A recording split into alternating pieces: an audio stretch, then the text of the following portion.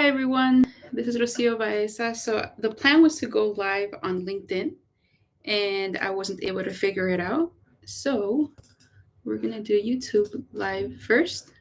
I'm just gonna copy and paste the address here so that other folks can join. So if you can bear with me for about 2 minutes.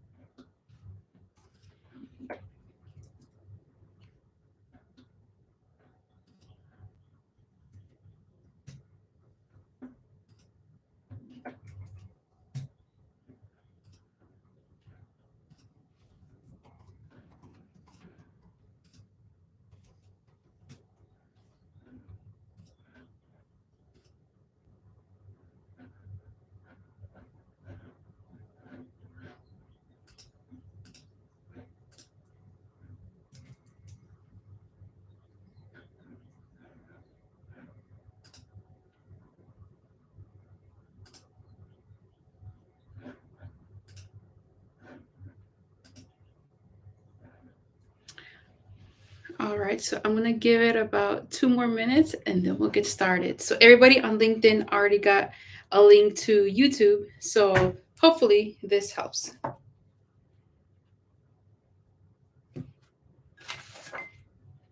And this is real, and technical issues happen, especially when things go live. So thanks for bearing with me here. So let's see, we're gonna give it about 30 more seconds and then we'll get started with the live. And thanks for those that have joined.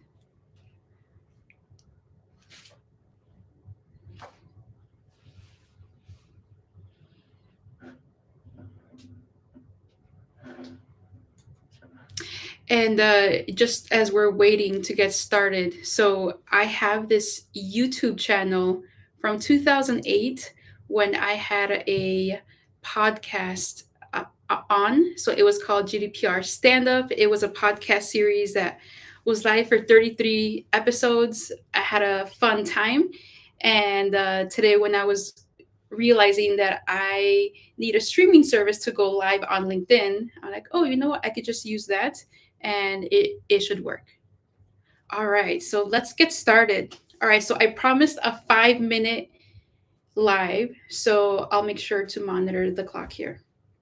So the topic that I'm going to talk about, it's an indicator of a weak cybersecurity program. So this is something that I've been thinking about in serving the clients, especially over the last 2 years. I feel like there has been an uptake in organizations thinking about security, investing more in security. And when I say security, it's security, data security, cybersecurity, it all means the same thing. An organization has information and they want to make sure that that's locked down and only available for live for authorized individuals. And I tend to work with clients that are exclusively in the lending space. Um, well, not exclusively, but a large portion of their portfolio is in consumer lending, but there may be other consumer facing products that they also offer.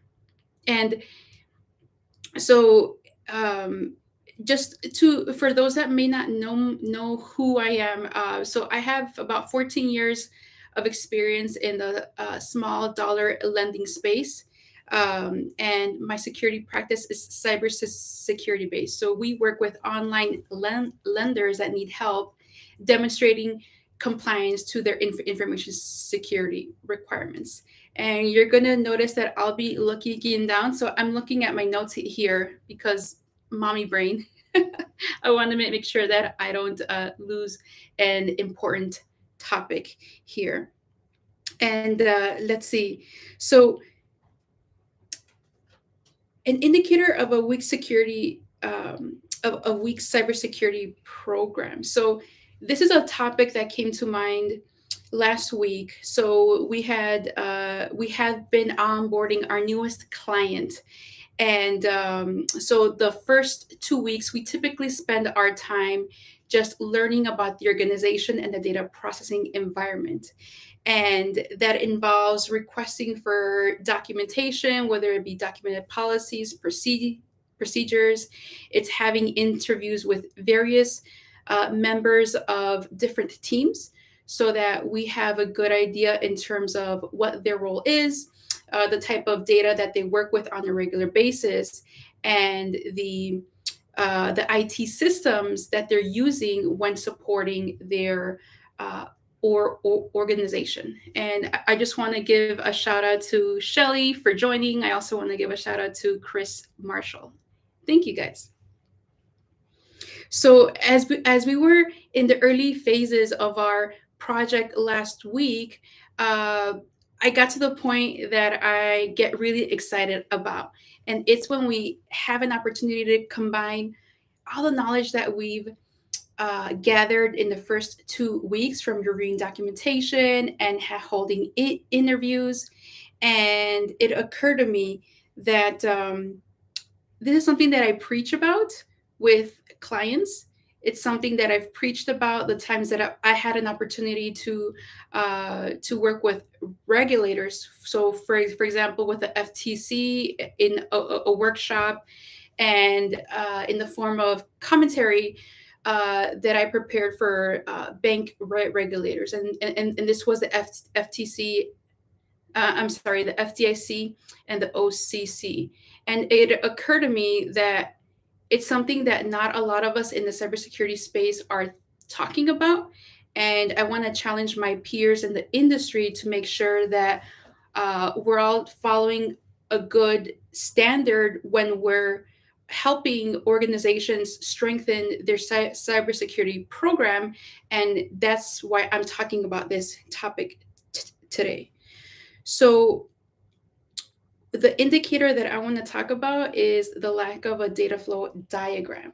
So, I want to focus on what it is, what it actually looks like, and why it's important. And my challenge is to do that in 2 minutes here. So, this is a data flow diagram. Uh, it's basically an illustration. It needs to be a simple illustration that shows how is data entering an organization's environment, and what's once it's in the hands of the organization, what are the different ways that the data can flow. And it's typically 2 ways, so actually 3. So it can either reside within the primary environment, it can reside through interactions from, say, a computer, or it can reside on a number of IT systems that are managed by third party service providers. And employees and members are able to access. So if you're in an organization and you think that you have a good cybersecurity program and you don't have a data flow diagram, to me, that's an indicator that the cybersecurity program is probably weak. And it's weak because if you don't have this, it means that you don't have a good idea in terms of how data enters the environment and how the data, once you receive it, flows after it passes your hands. And this is important because, yes, we can spend all this time and resources developing policies, procedures, and training.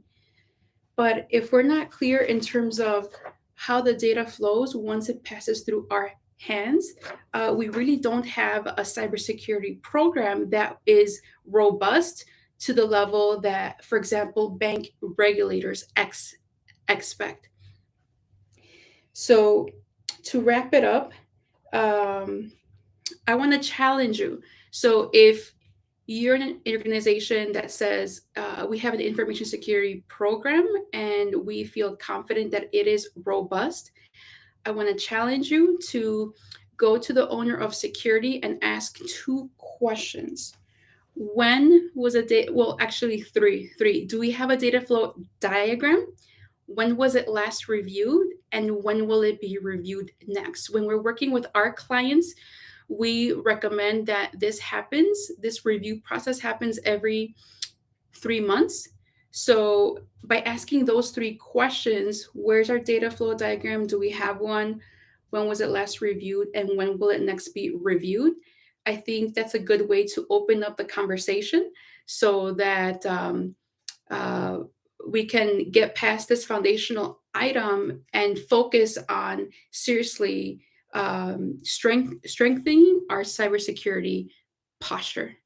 Thanks again for tuning live and hope to see you on a future session. And if you want to send me a message and share about what you liked about this session or maybe something that you don't agree with, I would love to hear from you. And the best way to get a hold of me is through LinkedIn messages. All right. Thanks, guys.